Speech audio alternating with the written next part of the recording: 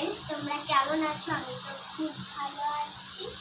আজকে খুবই ঠান্ডা ওয়েদার, কারণ বৃষ্টি পড়ছে আর আমাদের রাস্তায় খুবই জল জমে গেছে। আর একটা কথা জানো, এই জলে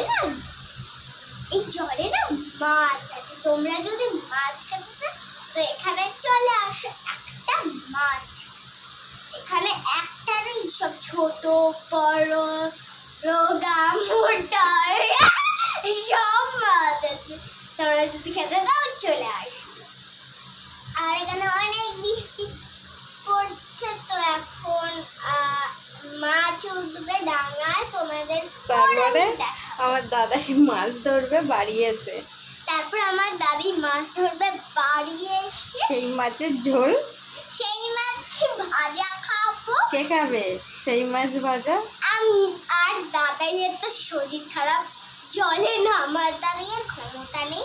দেখেন যা জল, কিভাবে নামবে, পাখি উড়ে চলে যাচ্ছে, কিন্তু আমার দাদাই তো যেতে পারে। এত বৃষ্টি যে একটা মানুষ থাকলে দৌড়ে যাবে, আর এত বৃষ্টি হচ্ছে, সে তো জল হয়ে গেছে। আমি স্কুল যেতে পারি। কেন স্কুল যেতে পারিস না কেন? তো জল হয়ে গেছে, শুক্রবারে মা পাঠায়নি, শনিবার রবিবার দুদিন যেতে পারি।